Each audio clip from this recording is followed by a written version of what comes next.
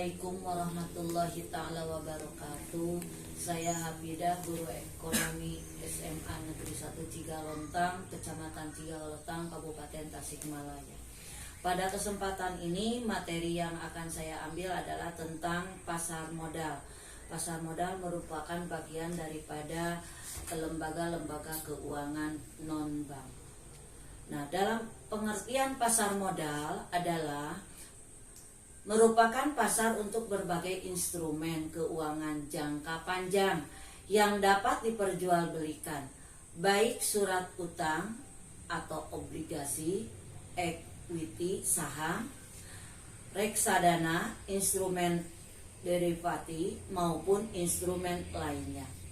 Undang-Undang tentang Pasar Modal Nomor 8 Tahun 1995 tentang pasar modal mendefinisikan bahwa pasar modal merupakan kegiatan yang bersangkutan dengan penawaran umum dan perdagangan efek.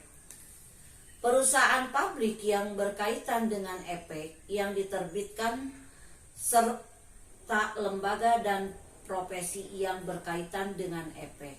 Pasar modal merupakan sarana pendanaan bagi perusahaan maupun institusi lainnya, misalnya pemerintah, dan sebagian sarana bagi kegiatan berinvestasi. Dalam pasar modal ini ada yang dikatakan dasar-dasar hukum pasar modal. Dasar hukum pasar modal pertama, menurut Undang-Undang Republik Indonesia Nomor 8 Tahun 1995 tentang pasar modal. Dasar hukum yang kedua, Undang-Undang Republik Indonesia Nomor 40/2007 tentang perseroan terbatas atau PT. Dasar hukum pasar modal yang ketiga adalah Undang-Undang Republik Indonesia Nomor 24/Tahun 2002 tentang surat utang negara. Dasar hukum pasar modal yang keempat adalah Peraturan Pemerintah Republik Indonesia Nomor 12 Tahun 2004, perubahan PP Nomor 45 Tahun 1995. Yang kelima, Peraturan Bapepam dan Lembaga Keuangan atau LK. Yang keenam, Peraturan Bursa Efek Indonesia. Yang ketujuh, Peraturan Kustodia atau Sentral Efek Indonesia atau KSEI. Yang ke-8, Peraturan Clearing Penjamin Efek Indonesia.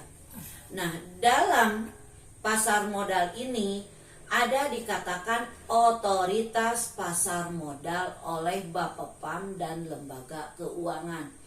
Otoritas pasar modal ini adalah Badan Pengawas Pasar Modal dan lembaga keuangan mempunyai 1 tujuan, 2 tugas, 3 wewenang. Yang pertama, tugas dari pasar modal Nomor 8 Pasal 3 adalah melakukan pembinaan, pengaturan, dan pengawasan sehari-hari kegiatan pasar modal. Yang kedua, tujuan. Tujuan pasar modal menurut Undang-Undang Pasar Modal Nomor 8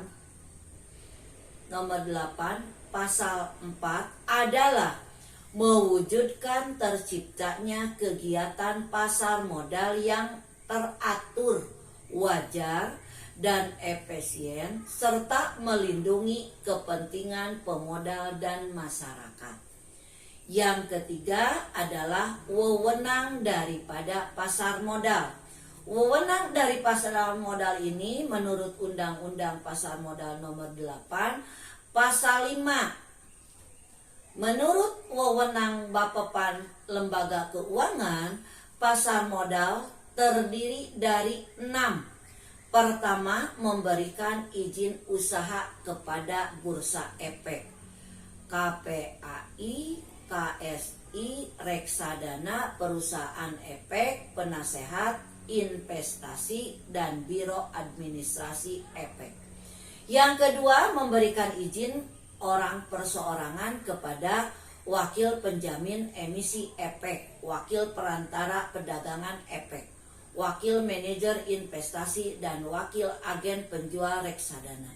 Yang ketiga, memberikan persetujuan bagi bank kustodia.